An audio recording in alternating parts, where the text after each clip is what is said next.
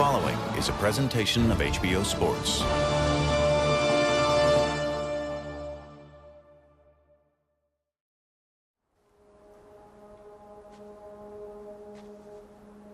I was born to fight.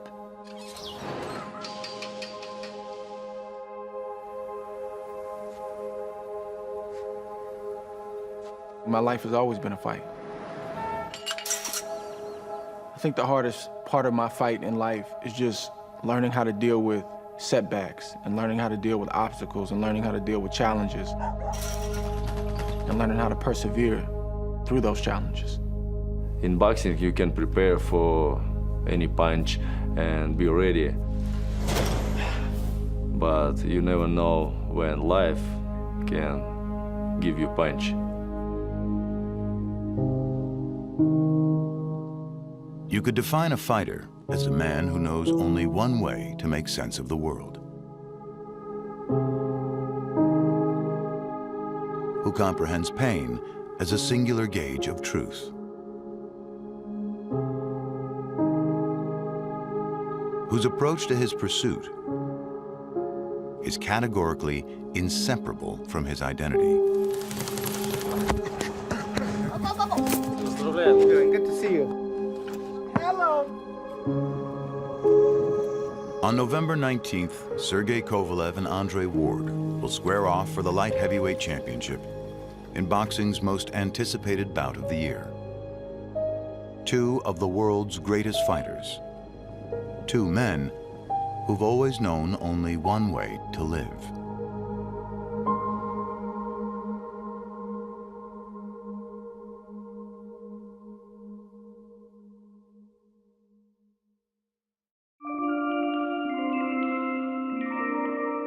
The story of Andre Ward begins in Northern California. It's here where the son of an African-American mother and a white father first came to understand the complexities of his identity. Growing up as a biracial kid in the Bay Area, probably growing up like a biracial kid anywhere, you have struggles, and the white side would consider you black. So you're not accepted on that side, and a lot of times on the African-American side, you're not black enough. Ward's father, Frank, a former amateur fighter, raised Andre and his brother Jonathan on his own in their early years. I mean, my dad was Superman to me. And there was just this internal fortitude about my father that I recognized as a kid. And, you know, I always felt safe in my dad's presence. When Ward was 9, his world changed forever when his dad took him to this Hayward, California gym. So this gym right here is the first gym I've ever walked in. It's the first time I ever seen a real boxing ring. Like, it's boarded up right here.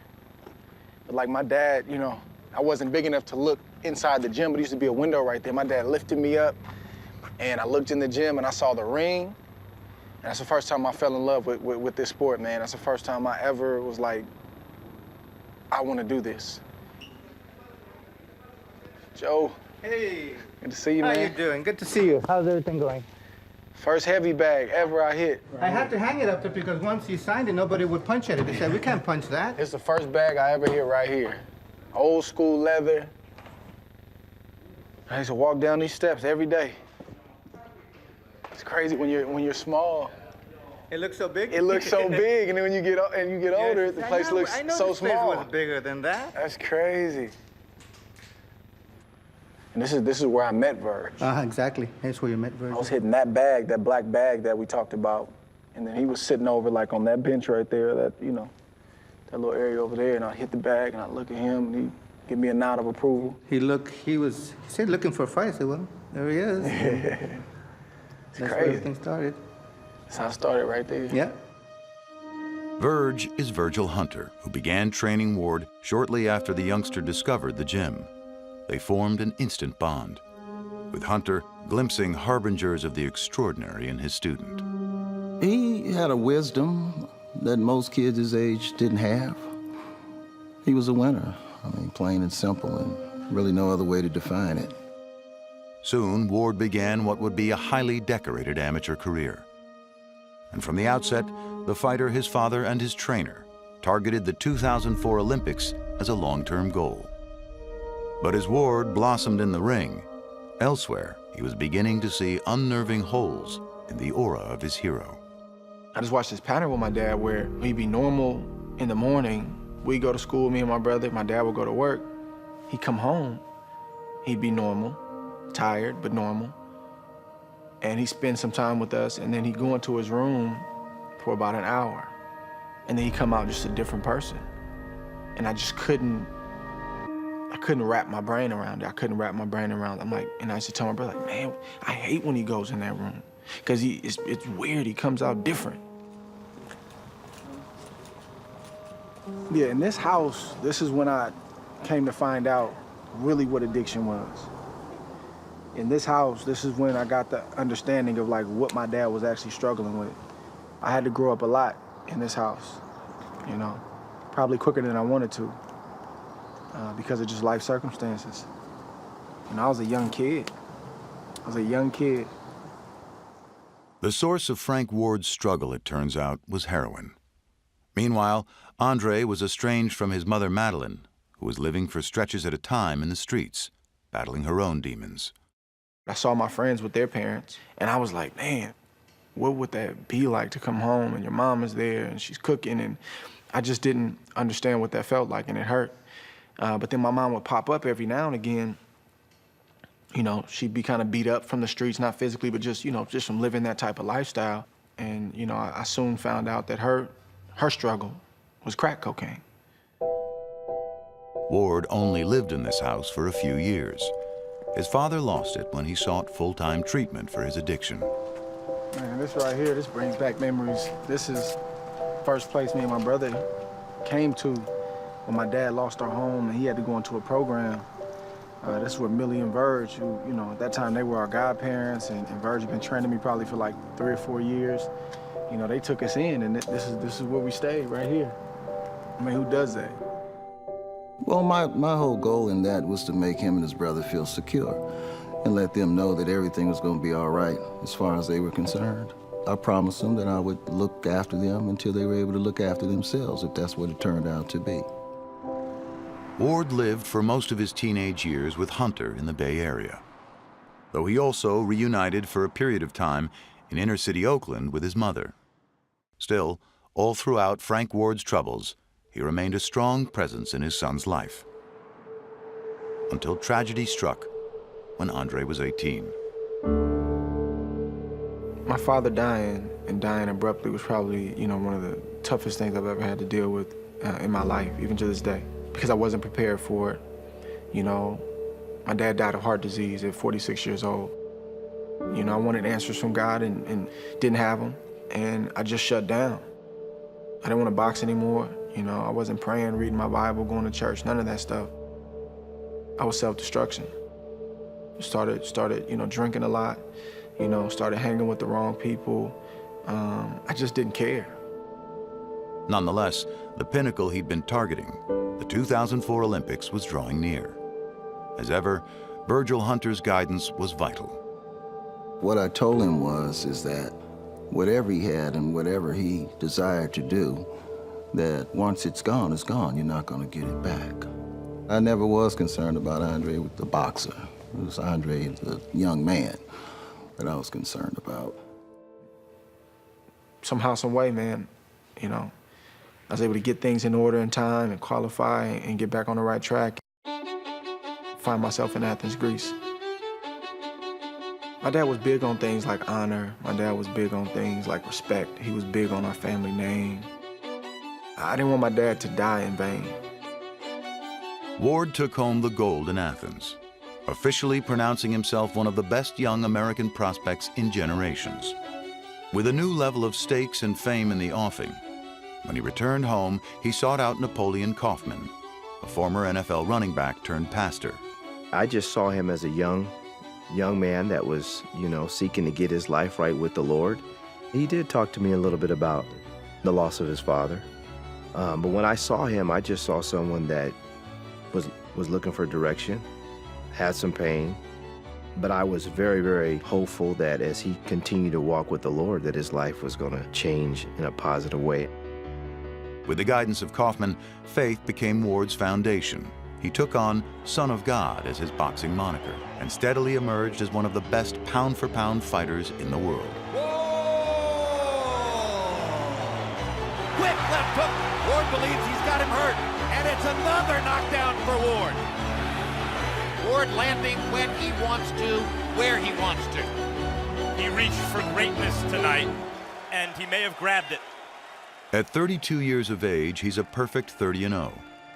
But the journey hasn't been seamless. Ward's had long stretches of inactivity owing to legal entanglements with his promoter, as well as frustrating battles with injuries.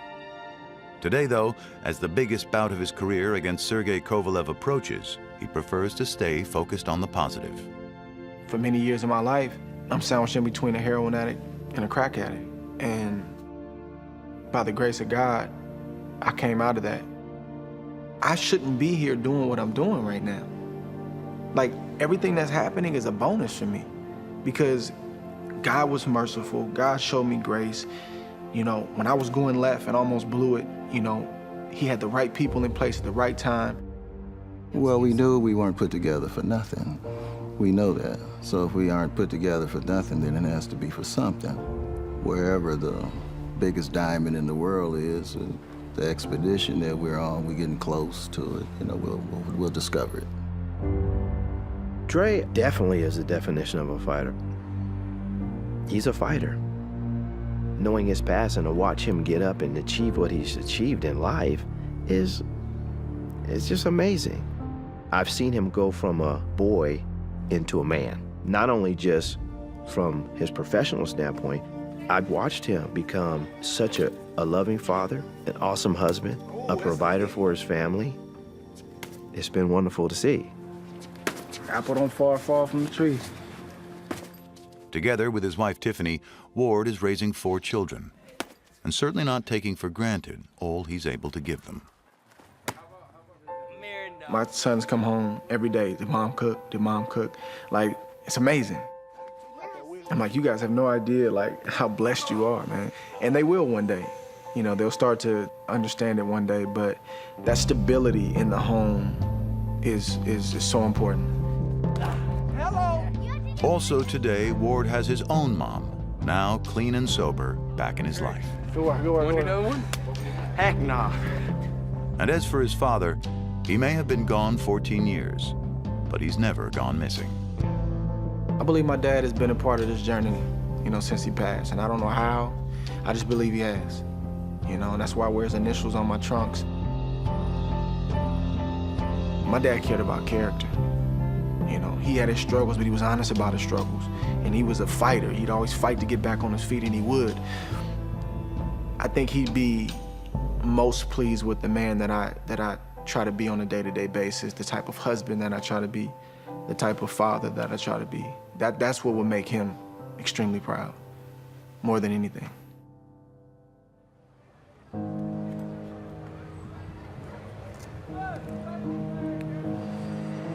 A world away from the Northern California coast, near the hazy nexus of Europe and Asia, the light heavyweight champion of the world came of age amid his own unforgiving landscape. Chelyabinsk is my hometown. This city is industrial city.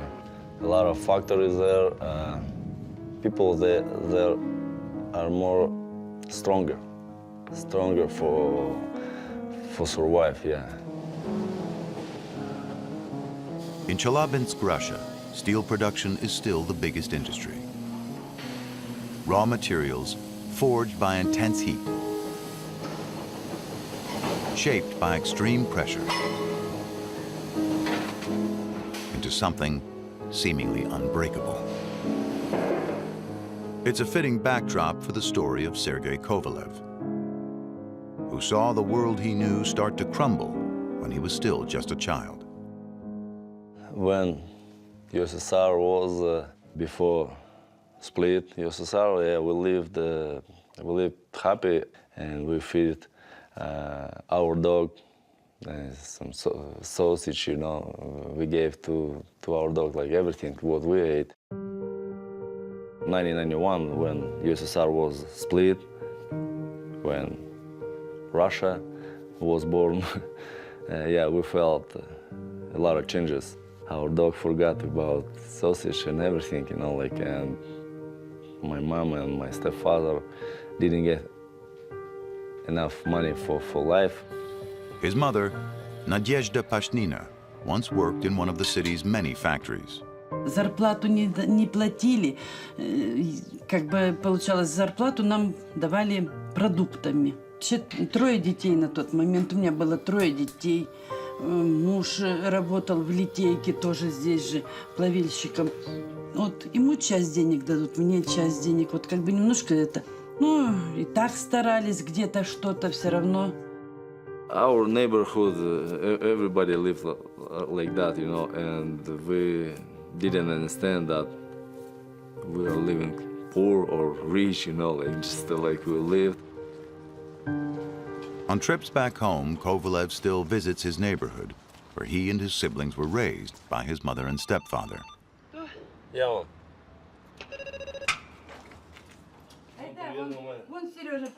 His mother hasn't moved from his small childhood apartment, which has changed over time, but nonetheless offers constant reminders of old realities.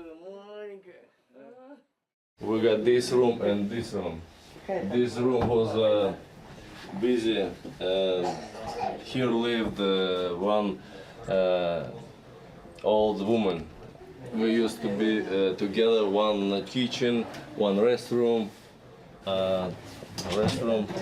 and we didn't have any shower, just a sink and toilet. And this room is like a kinder room.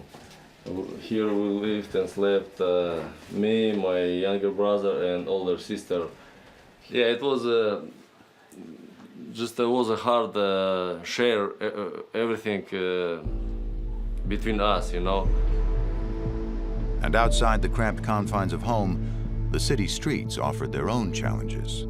In my neighborhood, you must have and should have self-defense, you know, because nobody will help you on the street or somewhere, because like it was very tough time. Sometimes I don't wanna like cover this, but yes, I did 3-4 friends on the bikes, drove somewhere to another neighborhood and like grab somebody on the street. We was young guys, you know, and we look at everything, like try to find some action, some interesting things, and of course, we got a lot of mistakes. It's life.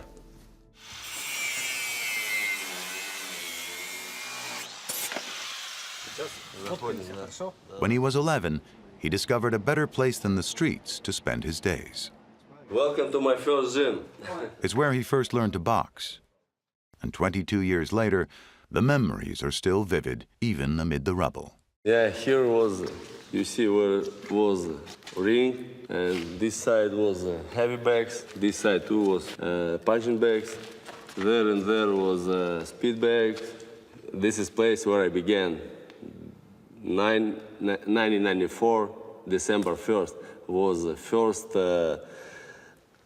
my boxing workout. Yeah, it was. Here we stand up in a line, and coach stand up in front of us and explain to everybody how to do, what we should to do, like, and what is boxing.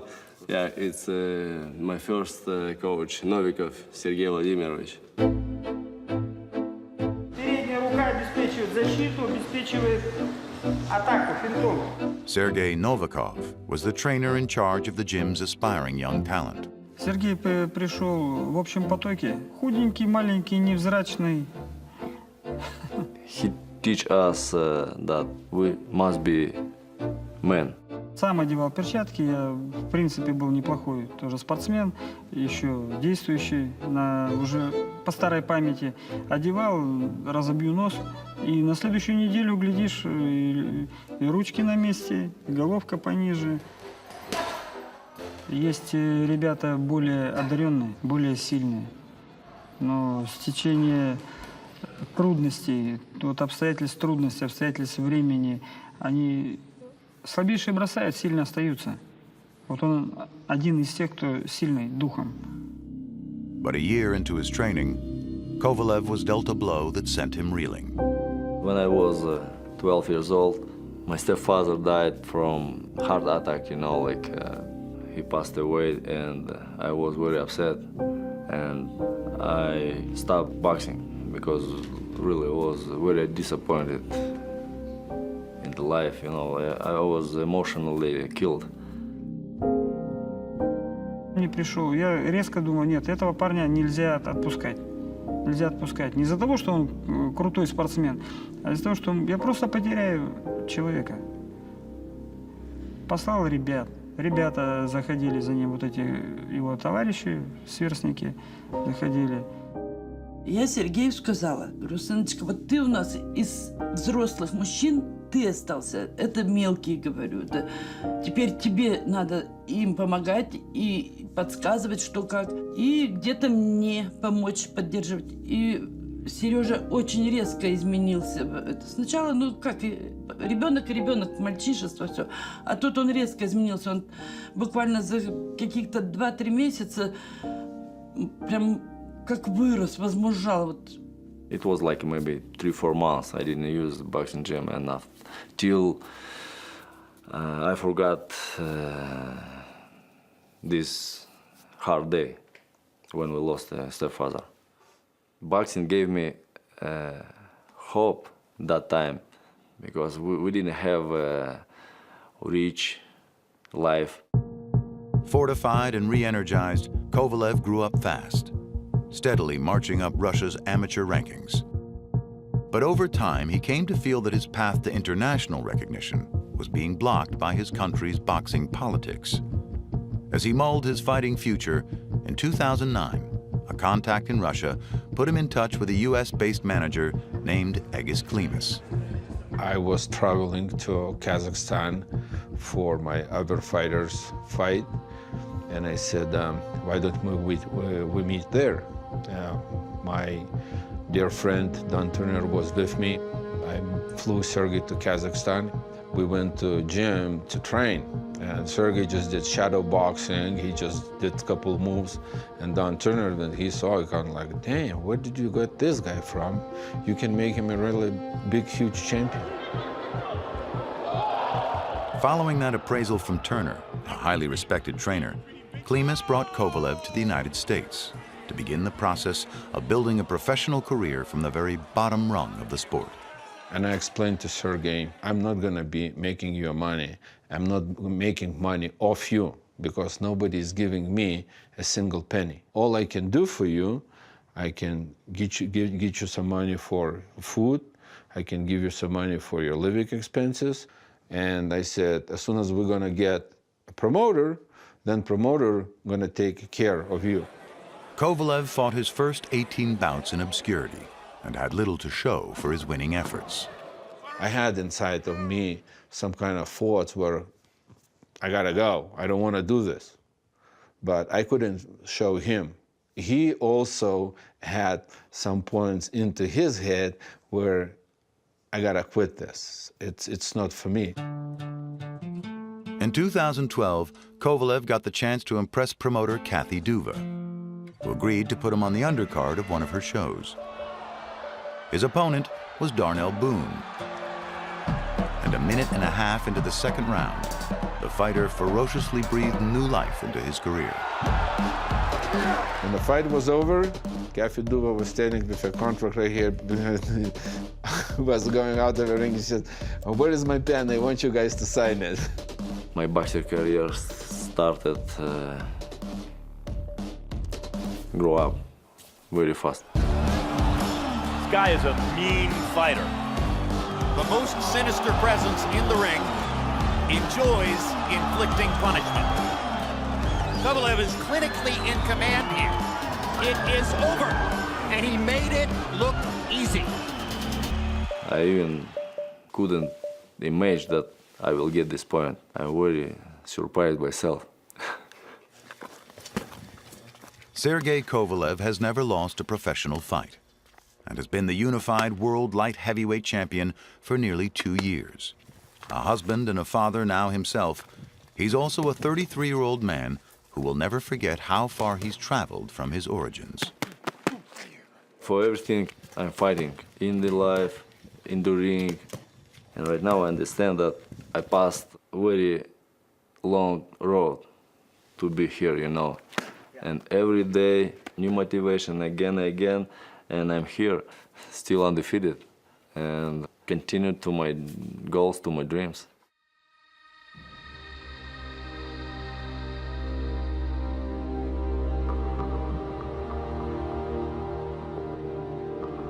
Andre Ward and Sergey Kovalev come from opposite sides of the world, but there are commonalities to the resolves that ultimately define their stories.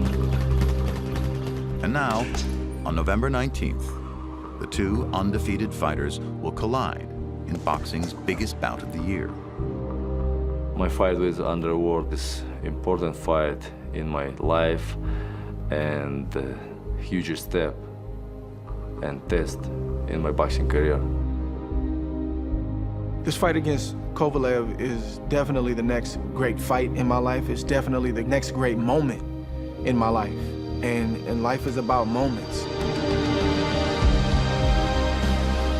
You could say that all men are, as much as anything else, a product of their experiences. That every struggle and every victory, every encounter and every realization, every question and every resolution determine how they live and what they want. That was a window right there that you peeked through. Thank you, Mom.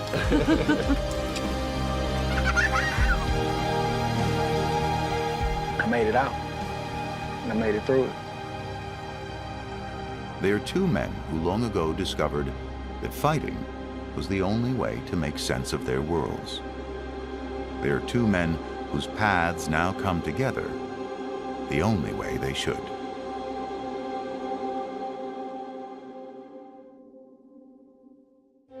On Saturday, November 12th, Road to Kovalev Ward premieres, a behind-the-scenes look at the fighters' preparations for their upcoming showdown. Then on Saturday, November 19th, it's the live fight, Sergey Kovalev versus Andre Ward, live on HBO pay-per-view.